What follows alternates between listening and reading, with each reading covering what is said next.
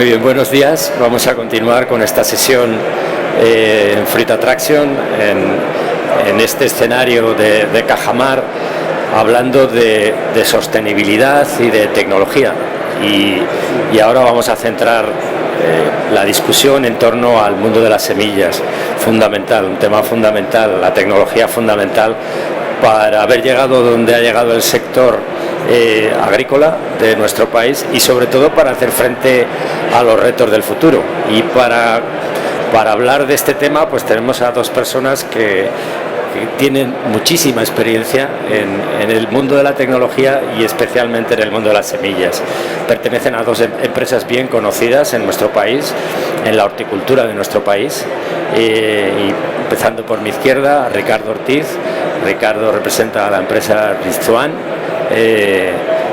muy especializada en horticultura también. Luego nos contáis un poco también de vuestra empresa, de dónde está trabajando, y nuestro otro compañero de aquí de escenario, Julián Arnedo, representando director general de Ramiro Arnedo, otra empresa también muy conocida en el mundo de la horticultura y algo más en nuestro país.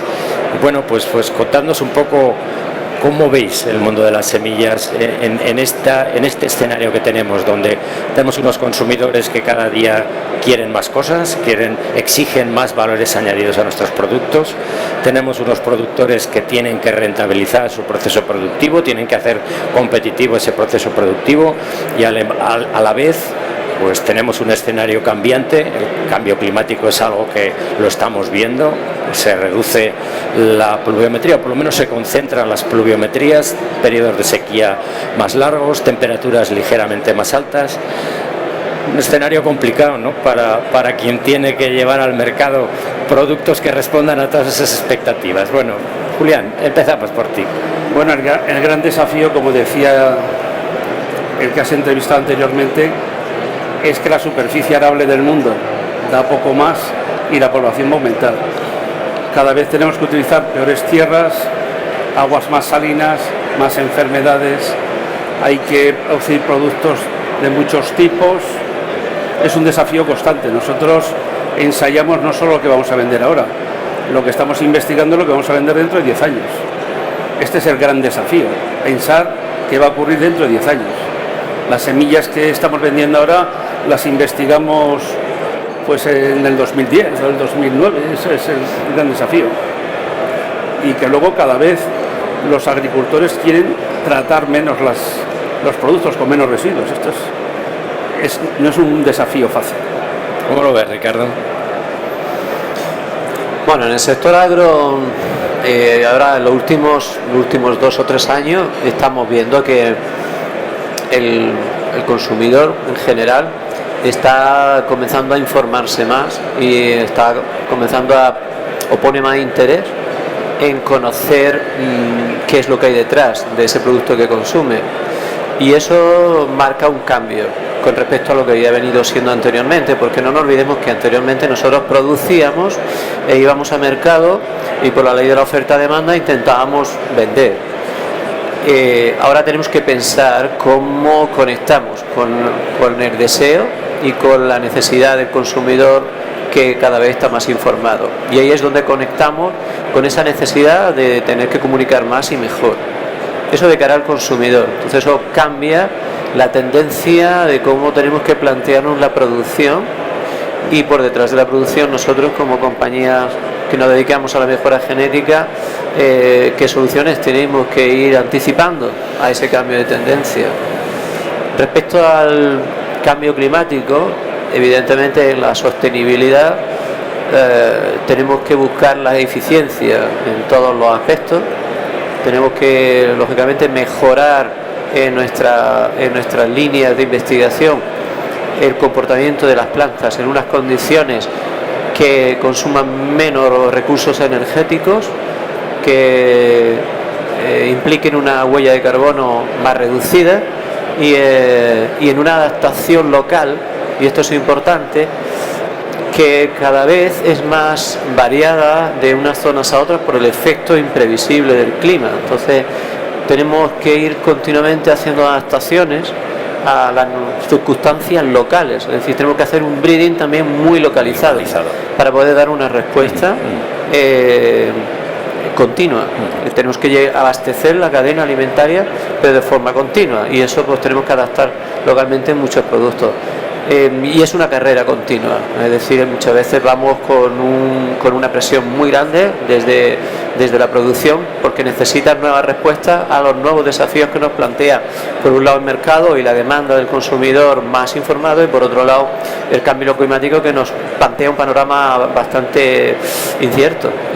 Sí, la verdad es que cuando uno ve las cifras de vuestro sector y ve que invertís en innovación el 25% como media de vuestros ingresos, pues la verdad que sorprende y mucho, ¿no? Pero al final en vuestros esquemas de investigación tenéis que dar respuesta a la eficiencia en el uso de los fertilizantes, a la resistencia a las plagas y enfermedades, al sabor, porque al final el consumidor quiere eso. Cuando diseñáis vuestras estrategias de futuro, como decía Julián, que estáis trabajando ya pensando en 5 o 10 años, ¿todo eso cómo lo integráis? ¿Cómo lo desarrolláis? Bueno, hombre, no os pido la fórmula, pero... Pues hay que analizar cómo prevés tú que va a ser el mundo, exacto. Y luego lo que tienes a mano y cómo lo vas a integrar. Pero hay, por ejemplo, hay factores que va a faltar mano de obra, por ejemplo. Y falta mano de obra no solo para recolectar o para cultivar, sino incluso para producir semillas, que tradicionalmente se ha producido semillas en países que sobra mano de obra y ya no sobra. O sea, tienes que prever cosas que... Bueno, el factor determinante la mayoría de veces es una enfermedad nueva, el agua más salina, pero de repente pues se te puede ocurrir que puede haber un pimiento a rayas, yo que sé, y esto lo aceptará el mercado, no lo aceptará, pero muchas veces investigamos algo, se ensaya, el 80 o 90% se tira, o sea, no aciertas con todo. Yeah. Mirar la bola no es tan fácil. Yeah. Y luego hay temas que la biotecnología, el estar en Europa, te limita. Esto hay que tenerlo en cuenta. Sí. Que ves a tu competencia como lo hacen otros países y aquí no lo puedes usar. Eso es una pena, ¿eh? Es una pena. Sí. Eso hará que estemos en desventaja. ¿Cómo veis? Porque estos días, esta semana, ha salido una noticia relacionada con una nueva aproximación del CRISPR, ¿no? No está comprobado, pues, pero parece que va a conseguir ser eficiente, ¿no? Que hagan propaganda de un CRISPR, más o menos un CRISPR, pero como es para enfermedades genéticas humanas, nos parece una cosa fantástica. Y sin embargo utilizas el CRISPR para que un arroz tenga la vitamina A, me parece, y evite la ceguera, y nos parece malo. O sea, es mala propaganda. En algunos momentos tenemos una mala propaganda. Eso hay que luchar contra ello. No, que no se puede utilizar en Europa, ¿no? No se puede, pero sin embargo, ayer que salía en la tele esto de un CRISPR nuevo, parecía tan bueno. Sí. No sé, ¿cómo lo veis vosotros, una empresa como la vuestra que está en muchos mercados y que podéis utilizar esa, o podréis cuando se desarrolle, ¿no? Que ahora está en fase de investigación, podréis utilizarla en mercados fuera de la Unión Europea y sin embargo no en la Unión Europea? ¿Cómo os deja eso y cómo nos deja a la agricultura esa diferencia? Bueno, la edición genética, o básicamente lo que consiste el CRISPR, nos permitiría ir mucho más rápido y de una manera bastante dirigida a buscar soluciones y a responder a todos los retos que antes hemos comentado, porque los tiempos para llegar al mercado con la mejora clásica se nos alargarían indefinidamente. Estamos hablando del horizonte 2030, pero para responder a algunas cuestiones que hoy tenemos encima, como la sequía y demás, necesitaríamos más años. Entonces CRISPR sería una solución para ir más rápido. Está ese debate. Ahí poco podemos hacer, ¿no? Por otro lado, sí es verdad que la tecnología, estoy aquí enfrente de Ispatec, por el Big Data Analytics, esto lo tenemos a nuestro alcance. Entonces, es verdad que la tecnología sí que puede ayudarnos mucho.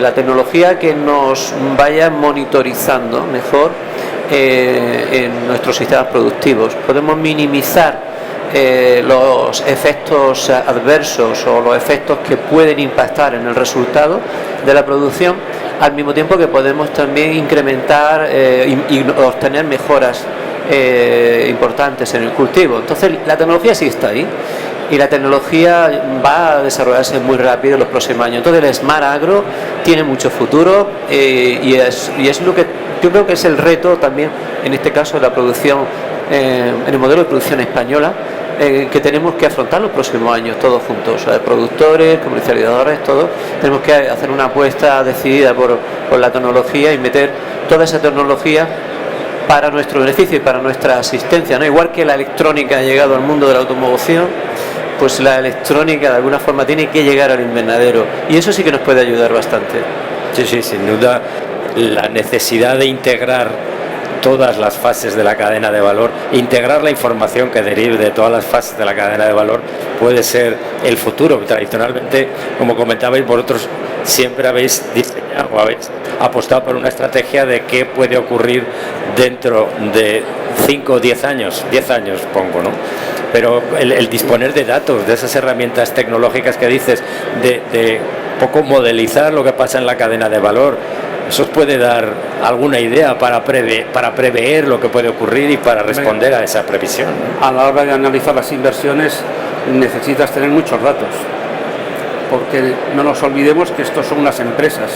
Tú analizas los mercados e invertirás donde va a haber un retorno de la inversión y según esos datos harás un análisis de la inversión. Si el análisis está mal hecho, te equivocarás, investigarás en un mercado donde no va a haber un retorno. Es muy importante conocer el mercado y cómo va a cambiar. Porque claro, no es lo mismo cultivar los pimientos en España que en Senegal, o los melones. Aunque el consumidor no distinga un melón que viene de España, del Senegal, de Brasil o de Centroamérica, hay que investigar para cultivarlo en esos mercados. Y hay que prever un poco qué van a hacer nuestros clientes y dónde se van a mover. Hablo con una visión local de España. Si lo ves globalmente, pues analizas el país. Sí, pero vosotros ya no sois nadie, ninguno sois local, todos sois globales, ¿no? Sí, aunque la base pueda estar más aquí, pero el mercado es global. Nosotros, en concreto, que somos una empresa nacional, si un cliente mío se va a Perú, yo voy detrás de él a Perú. Yo, personal. Quizás Rizwan, que es una multinacional, pues va a otro. En nuestro caso, tengo que ir yo detrás. Y si se va a Senegal, pues a Senegal. Se va a Etiopía, Etiopía. Hay que ver de repente qué pasa en Etiopía, qué se cultiva aquí, llueve o no llueve. Necesitas datos. Sí, supongo que no es fácil para diseñar ese futuro, saber dónde se va a desarrollar ese futuro, ¿no? Porque al final lo que hacéis, tenéis que adaptarlo a ese escenario. Muy bien. Bueno, ¿qué mensaje final nos daríais con respecto al futuro de las semillas? ¿Cómo va a contribuir el mundo de las semillas, de la mejora genética, a resolver estos problemas y estos retos que tenemos por delante en la agricultura, en nuestras frutas y hortalizas? Venga. Bueno, en el caso de mi empresa, invertimos más del 30% en investigación. Las empresas de semillas, a veces la gente solo se fija en el producto que la semilla. Antes se llaman empresas productoras de semillas, pero el mayor costo de nuestras empresas es la investigación. Investigamos para los nuevos retos que son muy variados. Yo creo que para el agricultor, claro, si no hay sol, puedes poner una lámpara. Si no hay agua, no hay agua. Pero si no tienes una semilla que te produzca lo que tú quieres, que tenga unas ciertas resistencias o un potencial que te haga de producción que sea rentable, no hay nada. No hay nada. Yo creo que somos la herramienta la más tecnológica que tiene un agricultor. O sea, en sí somos empresas tecnológicas. ¿No? Es esto. Ricardo, venga, haciendo el resumen, que sí. Tú comenzaste hablando de sostenibilidad, añadiría salud, es un factor también hoy muy importante en las decisiones de compra. Añadimos el cambio climático y añadimos lo que ha dicho Julián de la mano de obra. Y si ponemos todo eso junto, pues tenemos muchos retos. La verdad que tenemos mucho trabajo por hacer. Y Y nosotros, como empresas que nos dedicamos a mejoras genéticas, estamos al principio de la cadena, pero no podemos desconectarnos del resto, porque tenemos que entender cuáles son los problemas que se van a generar a lo largo de la cadena para ver cómo la genética puede dar una respuesta a eso. Porque no trabajamos solamente con características agronómicas, también buscamos mejoras características, por ejemplo, logísticas. Ahora estamos con el desafío de eliminar el plástico. Pues eso se traslada también a nosotros, porque tenemos que seleccionar buscando una mayor cosecha del fruto sin plástico. Y eso no es ajeno a nuestra investigación. Entonces, los retos logísticos al final vienen hacia nosotros también como un desafío más, que tenemos que dar respuesta. Y si vamos a un cambio en los hábitos de consumo, que ya no se come a mesa y mantel con primero, segundo y postre, sino que ahora se come de otra manera y se consume más snack, pues también eso al final nos hace que nosotros nos fijemos en esa tendencia y vayamos buscando otras opciones. Entonces al final tenemos que estar interactuando permanentemente con toda la cadena y llevar todo eso al principio, a la mejora, ¿no? Para poder ir dando continuamente respuestas.